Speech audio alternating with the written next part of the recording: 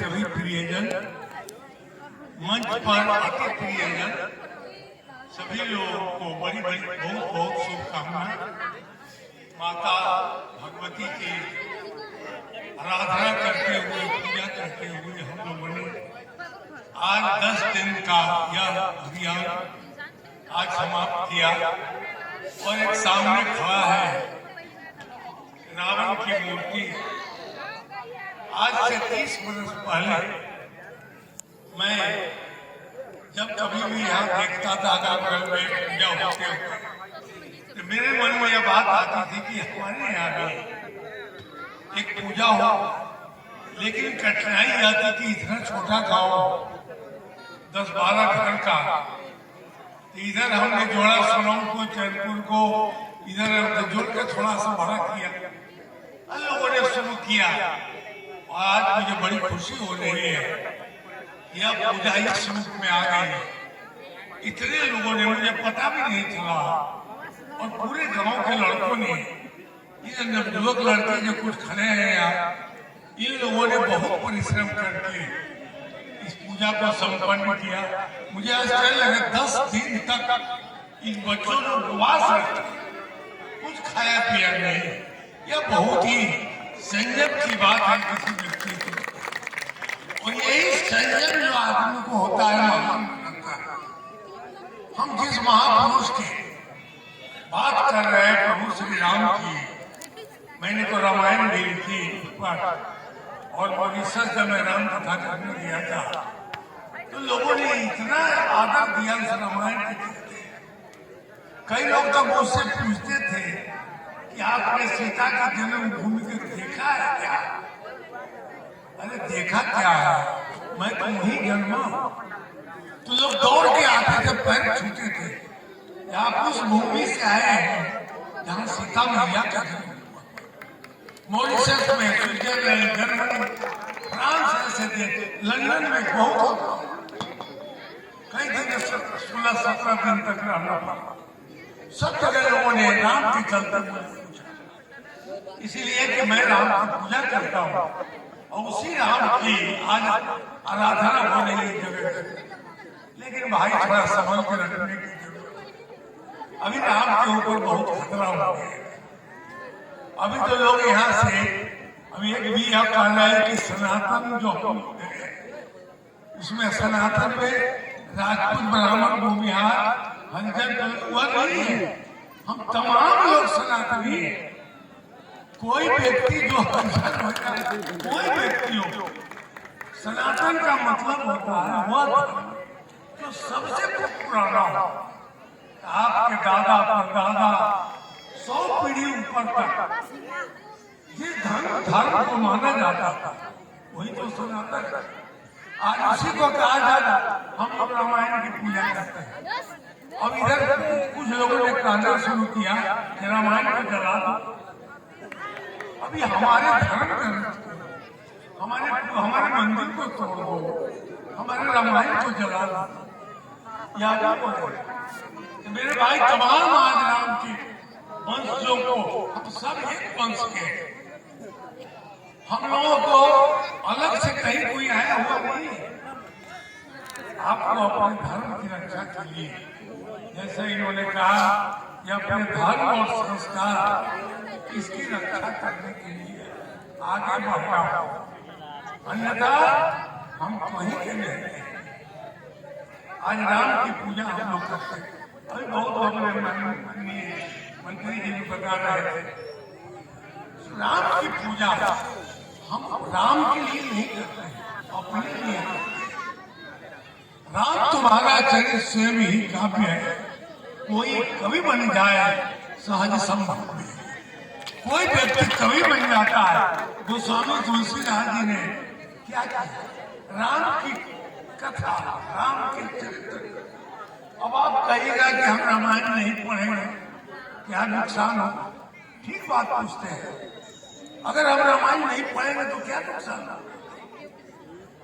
केवल धर्म के लिए घंटी बजाने की किताब नहीं है। एक छोटी सी बात, आज किस परिवार में बड़ों का आदर किया जाता है? आप देखिए, रामचरितमानस में देखिए, आप अपने घर में जाकर देखिए, बाप की बात बेटा नहीं, बेटा के बाद बाप नहीं, भाई के बाद भाई नहीं, कोई किसी को नहीं लगा। पार्वती जी ने एक दिन पूछा शंकर भगवान से, हे प्रभु कलयुग आ रहा है, अब कलयुग में राक्षस कैसा हो? वहां का राक्षस तो हमने देख लिया, लंका का। प्रभु श्री राम ने, भगवान भोलेनाथ ने कहा, माँ नहीं माँ तू पिता नहीं देवा। जो व्यक्ति अपनी माँ की बात न माने, पिता की बात न माने, देवता की पूजा न करे, माँ नहीं माँ तो पिता नहीं देवा, साधु से करवा वही सेवा, जिनके या आचरण भवानी सो जानहु निश्चर संप्राणी। वही तो राक्षस है जो अपने बड़ों का आदर नहीं करता। यही रामायण का रहा, इसलिए रामायण की जरूरत है। रामचरितमानस में एक छोटा सा प्रसंग आया। राम को वनवास हो रहा है, और वनवास होने पर देखिए किसी को पता नहीं। राम को दशरथ जी को कैकेयी ने कहा, और दशरथ जी को मानना पड़ा। जब दोनों सब लोग परिवार में मान गए तो राम को पता चली, राम आए और राम ने आकर यही कहा कि क्या आज्ञा है? तो कैकेयी माता ने कहा कि तुम वन में चले गए, और वो भी ऐसे वैसे नहीं, बल्कि भी विशेष उदासी, जो ऐसा कपड़ा पहनो और तब जाओ। राम ने कहा माँ आज्ञा स्वीकार गए। सूचना मिली लक्ष्मण जी को, सीता जी को, कौशल्या को, सब लोग आए। जब लक्ष्मण जी ने सुना कि इस तरह की बात की आज्ञा दी है महाराज ने, तो आप जानते हैं कि क्रोध मनुष्य को कहीं नहीं छोड़ता है। क्रोधी मनुष्य दो कौड़ी का हो जाता है। लक्ष्मण जी क्रोध में आ गए। लक्ष्मण जी ने कहा कि भैया क्या कायरों के तरह ये तीर धनुष जो रखे हुए हैं आप, ये खिलौना है क्या? हम लोग दिखाने के लिए रखे हुए हैं। अरे इस तीर उठाओ, तुम सेनापति हो, महाराज दशरथ को बंदी बनाओ। यह जो पिता बन के बैठे हुए हैं, इन्होंने ऐसा आज्ञा दे दिया, राम को वनवास दे दो, तो दशरथ जी को बंदी बना के कारागृह में रखो, और हम मिलकर अयोध्या में राज करेंगे। यह लक्ष्मण जी का क्रोध था। राम जी कहते हैं, लक्ष्मण क्या बोल रहे हो? तुम चुप रहो। कहा कि नहीं भैया, मुझे नहीं चुप रहना है, मैं पिता को बंदी बनाकर कारागृह में रखूंगा। हमारे देश में ऐसी परंपरा नहीं है। दूसरे धर्म में, दूसरे देश में होता है कि पिता को बंदी बना दिया जाता है। हमारे यहाँ तो पिता का चरण छुआ जाता है। हमारे यहाँ तो उनका चरण धोया जाता है, चरण पखारा जाता है। और चरण क्या पखारने की बात है, केवल निशान प्रभु श्री राम का पैर धोकर चरणामृत पीता है। हम आदमी लोग चरणामृत पीते हैं मंदिर में जाकर। वहाँ कोई धर्म की बात, राजपूत ब्राह्मण की बात नहीं होती। सारे लोग, ये केवट कौन जाता भाई? हम लोगों के परिवार के लोग थे। वाल्मीकि कौन थे जिन्होंने इतनी बड़ी ग्रंथ राम की पूजा की और परमात्मा के स्वरूप हो गए? हमारे देश में ऐसा कभी भी भेद नहीं था। सब लोग, हम लोग एक रहे और आज भी रहेंगे। यही संकल्प हम लोगों को लेने की जरूरत है। तो आज अगर मान लिया जाए कि हम लोग अपने समाज को तोड़ेंगे विभिन्न दिशाओं में, हम लोग 1 रुपया को लीजिए ना, 1 रुपया का तोड़ दीजिए, क्या रह जाएगा? टुकड़ा हो जाएगा वो।